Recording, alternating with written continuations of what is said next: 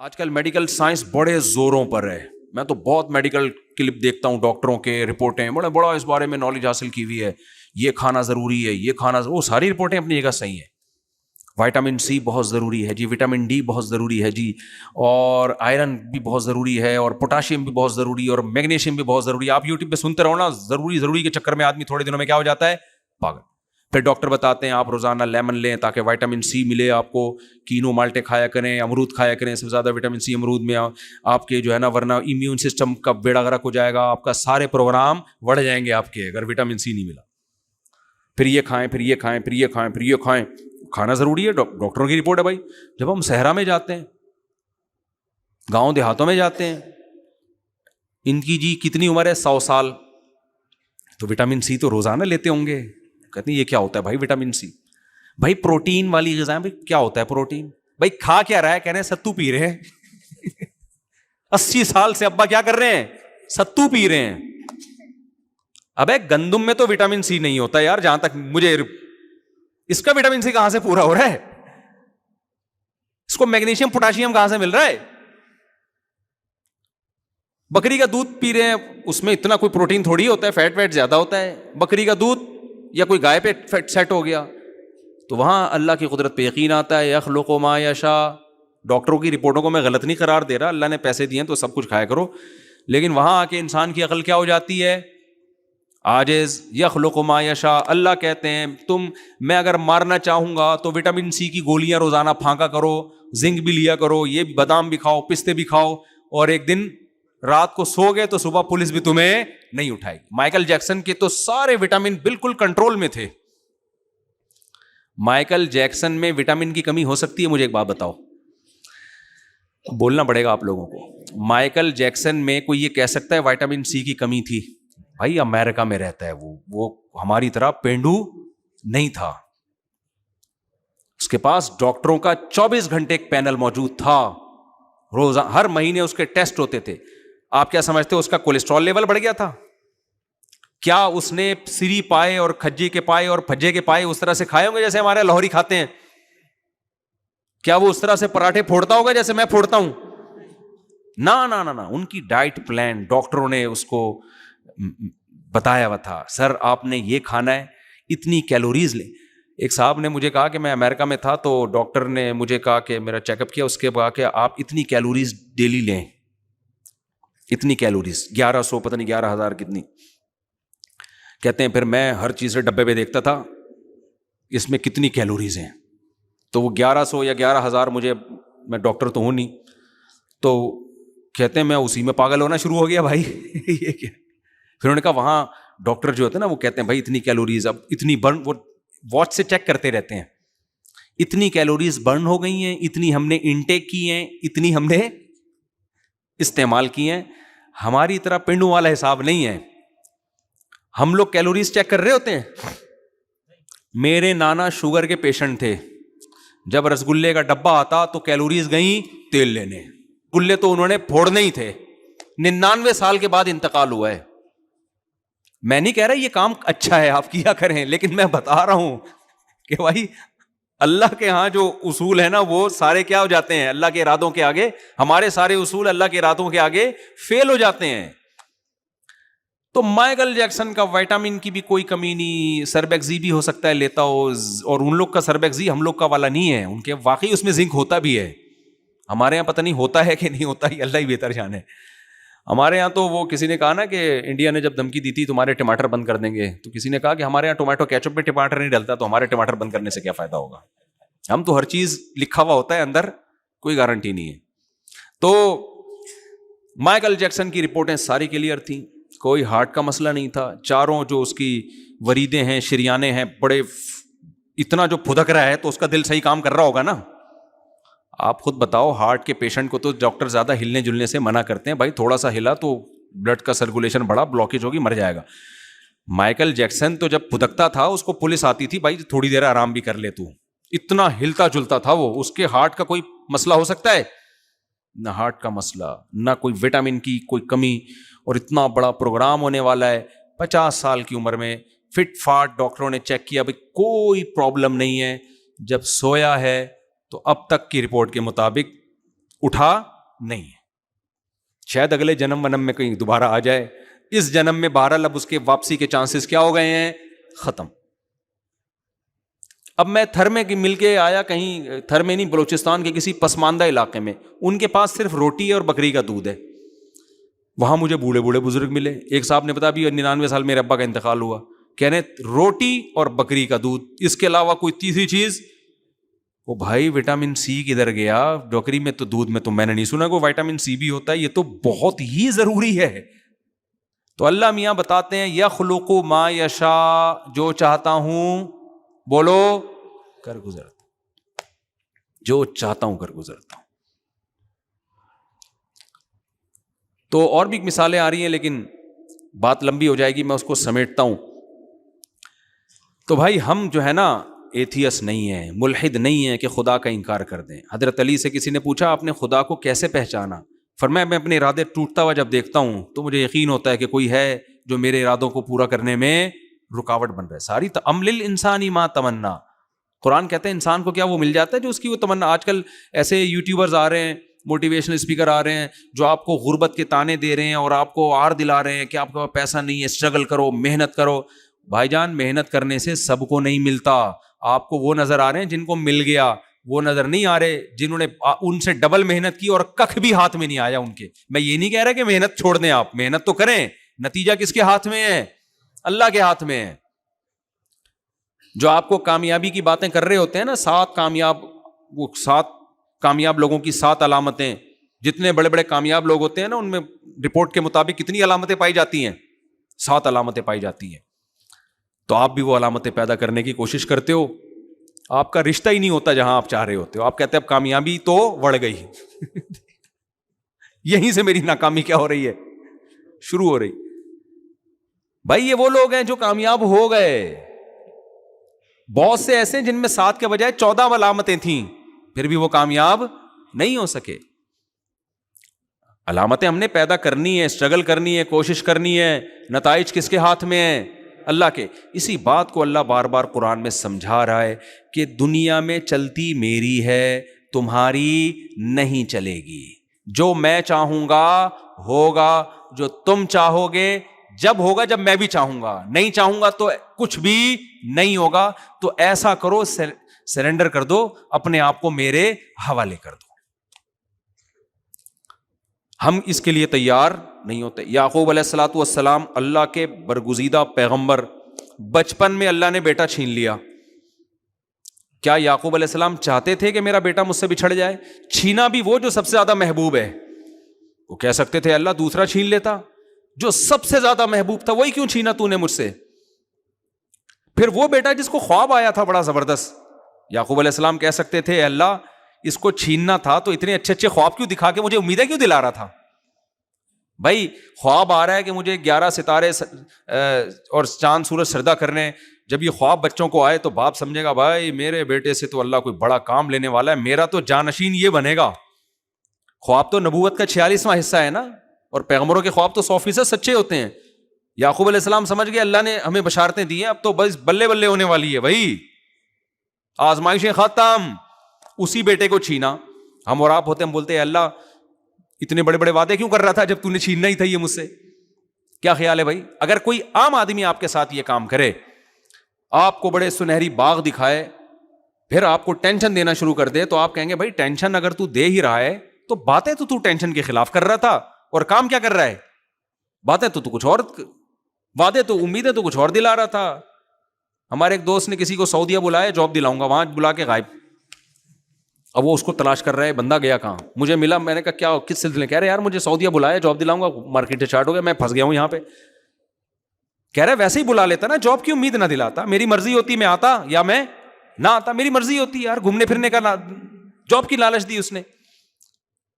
اب اللہ میاں کیا کر رہے ہیں؟ یعقوب علیہ السلام کو امیدیں دلا رہے ہیں, بھائی تمہارے بیٹے کو اتنا حسین خواب آیا, اس بیٹے میں ایسی صفات پیدا کر دیں, اس کے بعد بیٹا کیا کیا؟ چھین. ایسا چھینا کہ ملنے کا نام و نشان نہیں.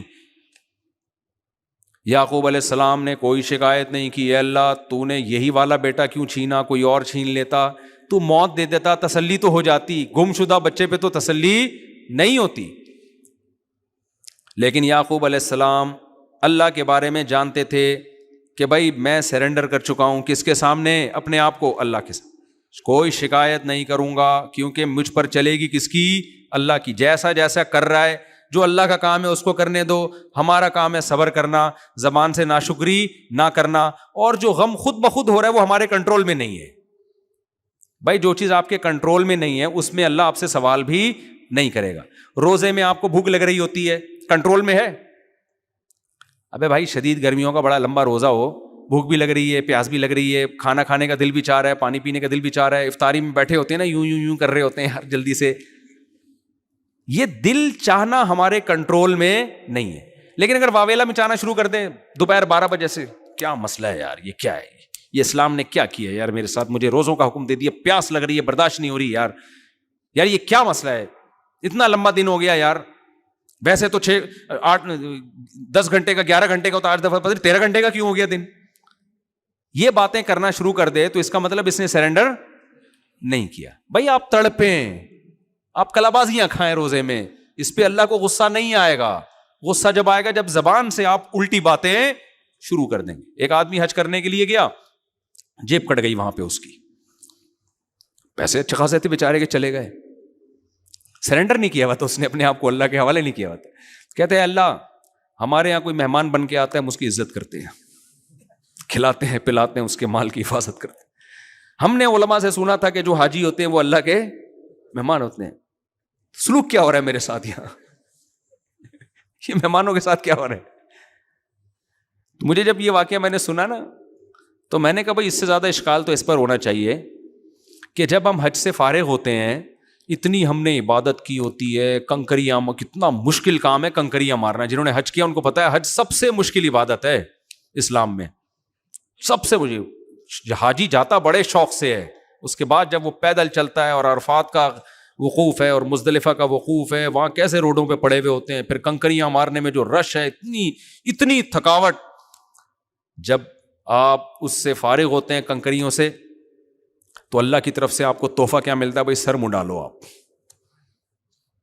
یا اللہ تھوڑی سی پرسنالٹی میری بالوں کی وجہ سے رہ گئی تھی, بھائی اتنے دن سے میں چادروں میں گھوم رہا ہوں, 3 پیس سوٹ اور ٹائی میں گھومنے والا, اور ہر وقت جناب پھوں پھاں میں گھومنے والا, ایک چادر میں ایک نیچے باندھی ہوئی اور ایک اوپر.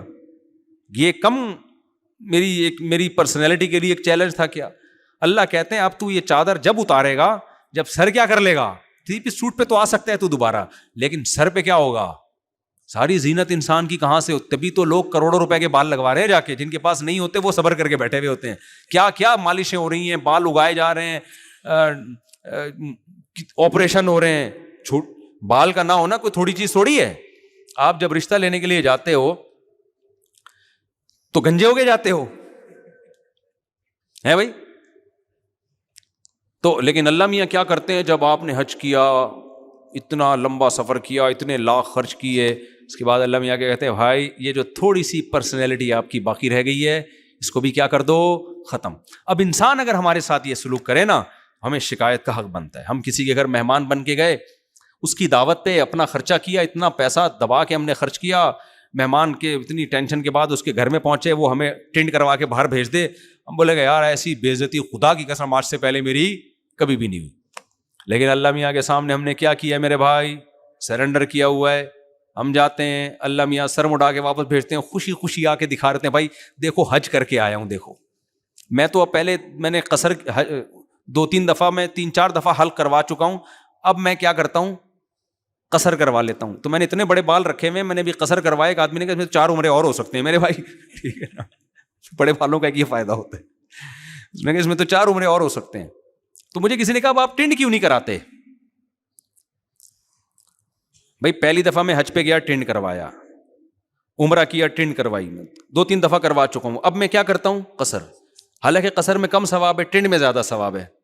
تو مجھے کہتے ہیں لوگ اب آپ ٹینڈ کیوں نہیں کرواتے؟ میں کہتا ہوں اب میری 4 بیگمات ہیں, میں دہشت گردی کا جڑ سے خاتمہ نہیں کر سکتا. کچھ بال چھوٹے کر کے دہشت گردی کم تو ہوتی ہے, لیکن میں اب جڑ سے دہشت گردی کا خاتمہ, ہماری حکومت کہتی ہے نا دہشت گردی کو جڑ سے ختم کریں گے. بھائی اگر آپ نے جڑ سے ختم کر دیا تو آپ کے کھانچے بھی تو بہت سارے بند ہو جائیں گے نا. کیا خیال ہے؟ اس لیے حکومت دہشت گردی کو کہتی ہے ہم جڑ سے ختم کریں گے، لیکن کبھی جڑ سے ختم، کیونکہ دہشت گردوں سے ان کے اپنے کھانچے بہت سارے چل رہے ہوتے ہیں، یہ کبھی بھی جڑ سے ختم نہیں کریں گے. تو میں نے کہا بھائی اب مجھے تھوڑی سی دہشت چاہیے، کنٹرولنگ کے لیے تھوڑی سی دہشت چاہیے مجھے، اس لیے میں جڑ سے نہیں خاتمہ کروں گا دہشت گردی کا. تو جب اللہ نے میرے لیے آپشن رکھا ہے بھائی قصر کر لو، تو میں اس آپشن کا فائدہ اٹھاؤں گا. اچھا میرے بھائی، تو میں یہ کہہ رہا تھا بھائی ہم نے سرنڈر کیا ہوا بھائی اللہ کے سامنے، اللہ ٹینڈ کرا کے بھیجتے ہم ٹینڈ کرا کے آ جاتے ہیں، اللہ کے بال چھوٹے کروا ہم چھوٹے کروا کے آتے ہیں. تو یعقوب علیہ السلام نے سرنڈر کیا ہوا تھا، تو اللہ میاں نے سب سے محبوب اور چہیتا بیٹا اٹھا لیا. ساری زندگی اس کی یاد میں روتے رہے. وہ رونا اختیار میں نہیں ہے، بیٹے کی. اور دینداروں کو زیادہ محبت ہوتی ہے اولادوں سے اور اپنے ریلیٹو سے. مجھے کل کسی نے بتایا، کوئی بہت بڑا لبرل سیکولر آدمی ہے، میں اشارہ نہیں کروں گا تاکہ خام خواہ میں کسی کی غیبت نہ ہو. اس نے بتایا کہ اس کے 2-3 بچے کہیں دیوار کے نیچے آ کے مر گئے. تو میں وہاں بیٹھا ہوں، اس کو کوئی کچھ ہو ہی نہیں رہا، بچوں سے ریلیشن ہی نہیں ہے.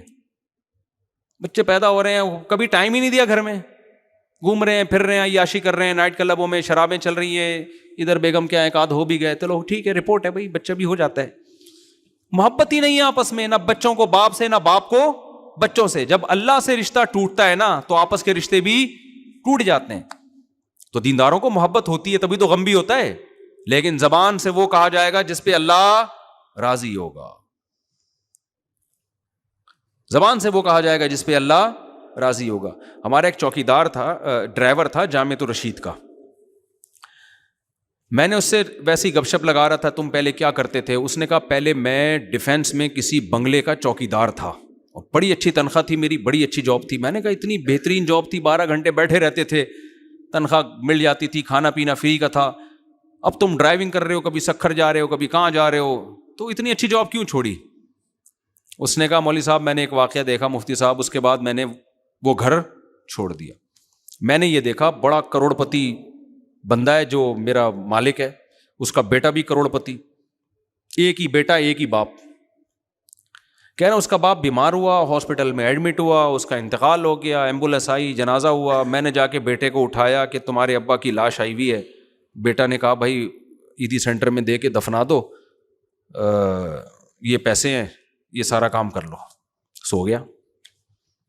یہ واقعہ بھی 20-25 سال پرانا کوئی بیان کر رہا تھا وہ. اب تو اور زیادہ ماڈرن اور ٹیکنالوجی اور جو ہے نا نالج ایجوکیشن میں اب الحمدللہ اور زیادہ، اب تو لوگ پہلے سے زیادہ پڑھے لکھے لوگ ہیں. تو اس وجہ جہالت تھی بہت زیادہ، بہت زیادہ. کیا تھی ڈیفینس میں؟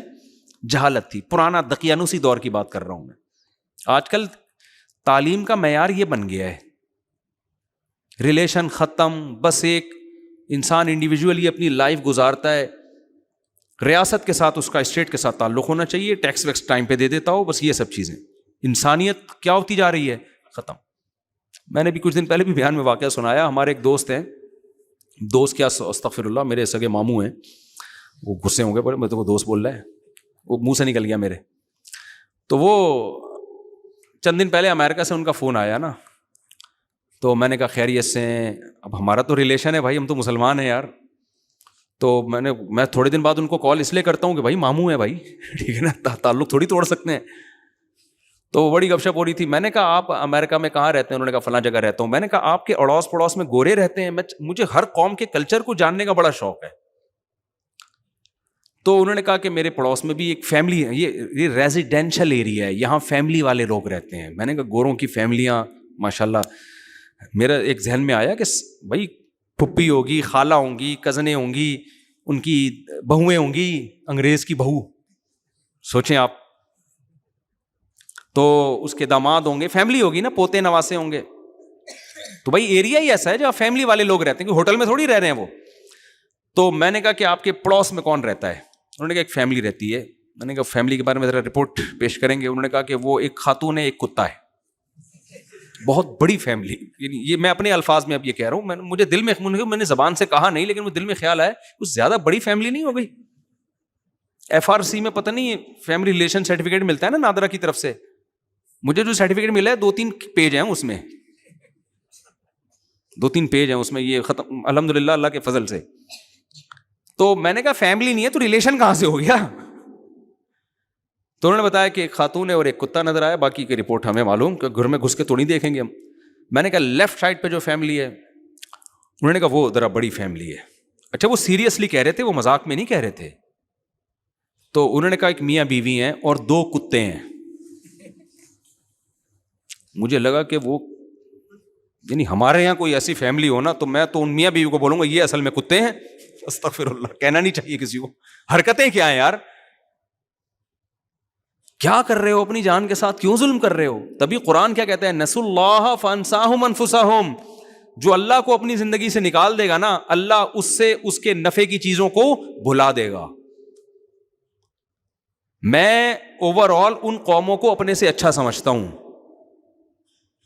اوور آل جھوٹ کم بولتے ہیں ہم سے, کرپشن ہم سے کم ہے, قوانین کی پابندی ہم سے زیادہ کرتے ہیں, اخلاقیات میں ہم سے کم از کم ظاہری اخلاق ہم سے اچھے ہیں. اس کے باوجود جس چیز نے تباہ کیا ہے, کس نے تباہ کیا؟ اللہ کو اپنی ڈکشنری سے نکال دیا, مذہب کو نکال دیا. جب نکالا تو بھائی مذہب ہی ہے جو انسان کو انسان بناتا ہے, تو وہ انسانیت آہستہ آہستہ ختم ہو گئی انسانیت. تو خیر میں جلدی سے بات کو سمیٹ کے ختم کروں. میں کیا وہ واقعہ بتا رہا تھا, ہاں یعقوب علیہ الصلوۃ والسلام نے سرنڈر کر دیا. تو ان کو کتنی محبت اپنی اولاد سے, ساری زندگی روتے رہے, چھپ چھپ کے روتے رہے. لوگ جب کہتے انما اشکو بثی وحزنی الی اللہ, بھائی میں اللہ سے اپنا غم بیان کرتا ہوں, آپ کے سامنے نہیں, اللہ سے. اس کے بعد دعائیں مانگتے رہے. ہوا کیا, نتیجہ کیا نکلا؟ دوسرا بیٹا بھی گم گیا.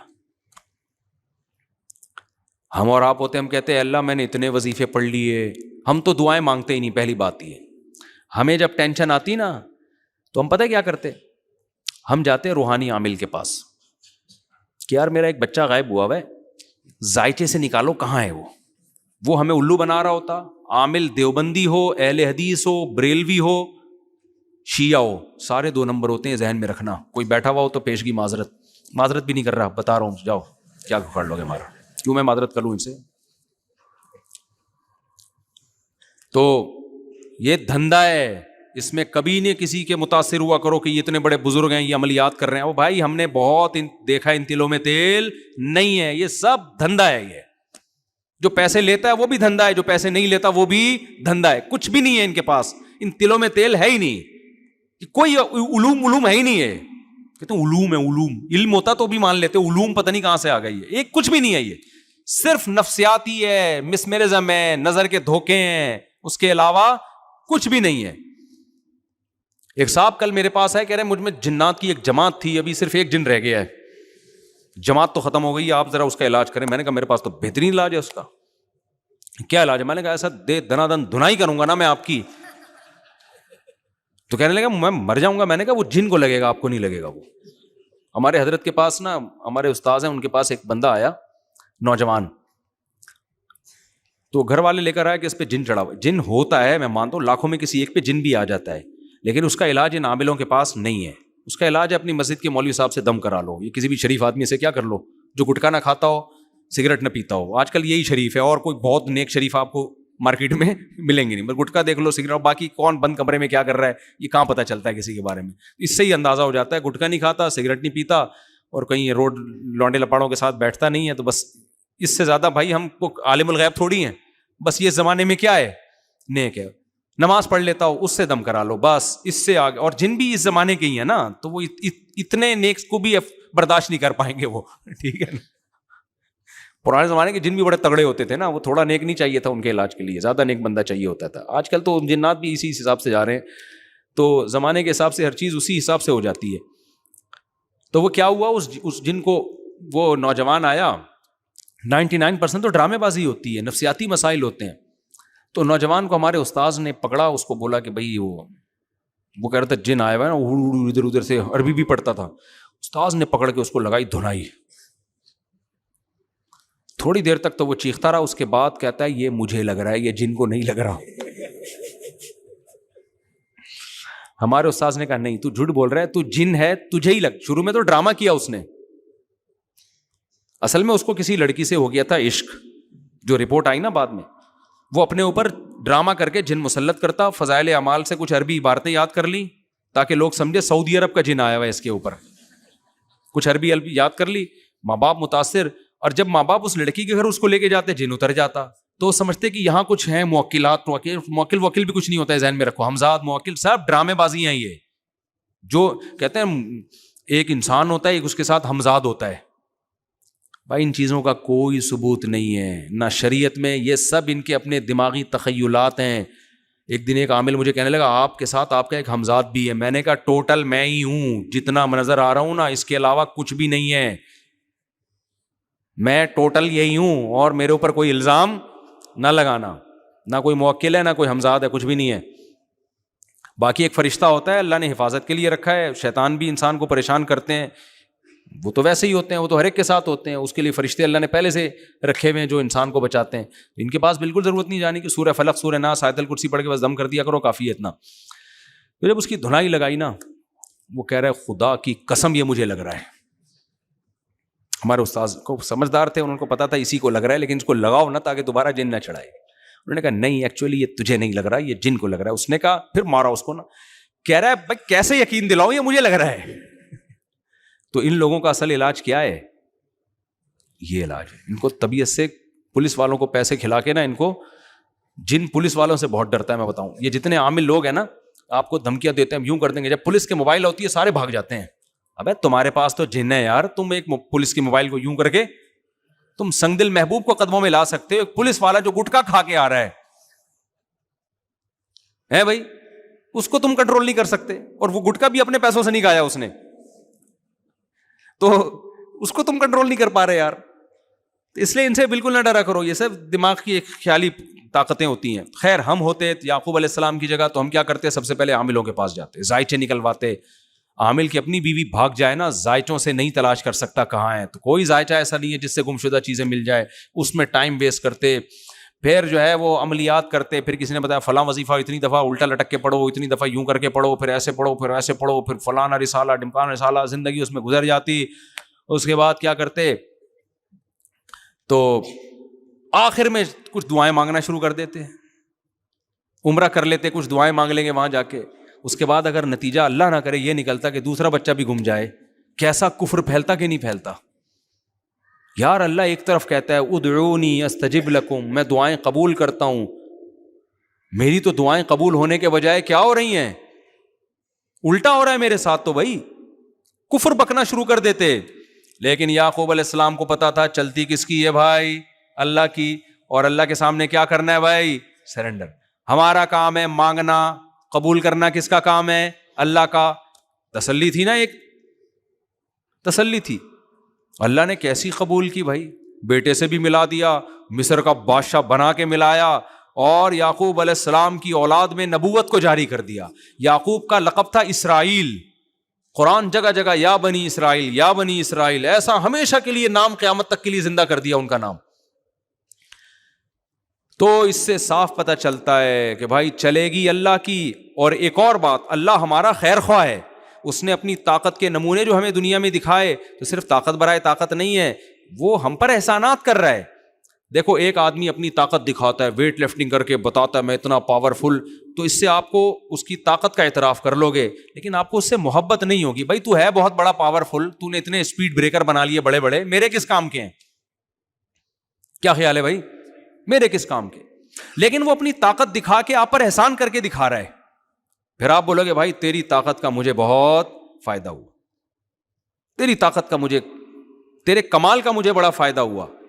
اللہ میاں جو اپنی طاقت کے نمونے ہمیں دکھاتا ہے، کہتا ہے میں نے سورج کو پیدا کیا کس کی خدمت کے لیے؟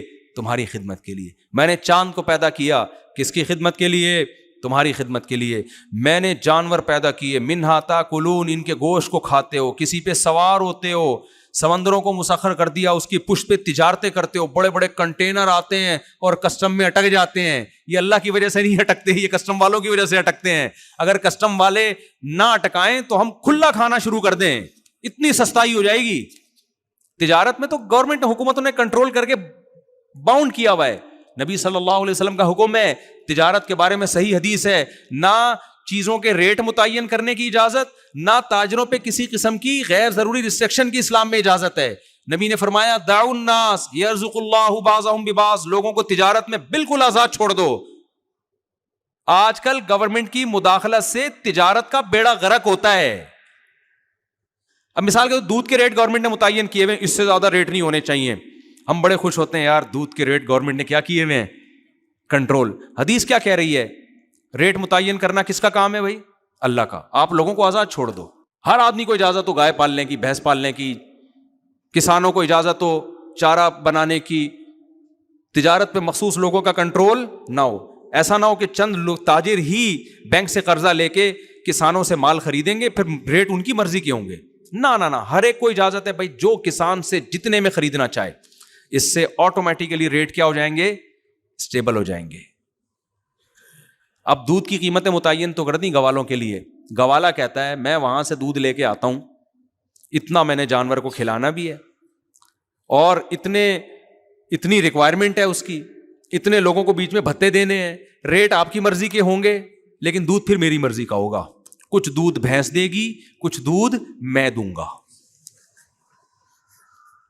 اب ہم جو دودھ پی کے بیمار ہو رہے ہیں تو یہ وہ دودھ نہیں ہے جس کا قرآن میں اللہ نے ذکر کیا کہ تیرا رب جانوروں کو سوکھا چارہ کھلاتا ہے اور اس سے چکنا گاڑا دودھ نکالتا ہے. میرا رب جو دودھ نکالتا ہے وہ بڑا زبردست ہے. گوالا جو دودھ نکالتا ہے اس کے بارے میں کوئی رپورٹ نہیں. گوالا مجبور ہے. میں نے تو گوالوں سے پوچھا، کہہ رہے آپ کیلکولیشن کرو ذرا مفتی صاحب، اس ریٹ پہ پانی ملائے بغیر دودھ بیچنا یا دوسرے جانور کا، شکر ہے گائے کا دودھ ملاتے ہیں اس میں، تو بہت نیک لوگ ہیں گائے کا دودھ ملا رہے ہیں. ایک آدمی نے کہا یار دودھ خالص نہیں ہے، پانی ملا رہے ہیں. میں نے کہا بھائی شکر ادا کر، پانی تو ویسے ہی پیتے ہو، تو تھوڑا دودھ میں پانی مل جائے گا تو کیا ہو جائے گا. اور کچھ نہ ملا رہے ہوں، پاؤڈر ملا رہے ہیں، کیمیکل ملا رہے ہیں، پتہ نہیں کیا کیا، اللہ نہ کرے. کچھ سارے گوالے نہیں کرتے یہ کام. تو بھائی نہیں ہو سکتا. آپ چھوڑ دو لوگوں کو آزاد. اس سے کیا ہوگا؟ بہت سے لوگ دودھ کی تجارت میں آ جائیں گے جب نفع نظر آئے گا. کہہ رہے ہیں غریبوں کے فائدے کے لیے ہم نے ریٹ کم رکھے ہوئے ہیں. دودھ والا تو غریب ہوتا ہے جو بیچنے والا ہے. پینے والوں کو فائدہ پہنچایا جا رہا ہے. جو محنت کر کے لوگوں تک دودھ پہنچا رہا ہے اس کا خیال نہیں ہے. تو گورنمنٹ کی مداخلت سے جتنی تجارت آزاد ہوگی نا، لوگوں کا اتنے ہی زیادہ کیا ہوں گے؟ خوشحال ہوں گے. خیر اس میں کچھ چیزوں تو ایسی ہیں جن میں ذخیرہ اندوزی ممکن تھی، ان کے ریٹ متعین کرنا ضروری ہے. لیکن ایک جرنلی آج تو ہر جگہ گورنمنٹ نے ٹانگ اڑائی ہوئی ہے، ہر جگہ حکومتوں کی مداخلت ہے. کتنی زبردست حدیث، ان اللہ هو المسعر. آپ نے فرمایا کہ چیزوں کی قیمتیں کون متعین کرتا ہے؟ اللہ. اللہ آٹومیٹکلی چیزوں کی قیمتیں جس چیز کی قیمت اللہ کو مہنگی کرنی ہوتی ہے مارکیٹ سے کیا کر دیتا ہے؟ اللہ اس کو شارٹ کر دیتا ہے. جس چیز کو بڑھانی ہوتی ہے، اب میں ایک چھوٹی سی مثال دیتا ہوں. ہمارے لیے سب سے زیادہ ضروری آکسیجن ہے. پانی کے بغیر ہم 12-13 گھنٹے 3 دن بھی گزارا کر سکتے ہیں. آکسیجن کے بغیر ہم 2 منٹ بھی گزارا نہیں کر سکتے.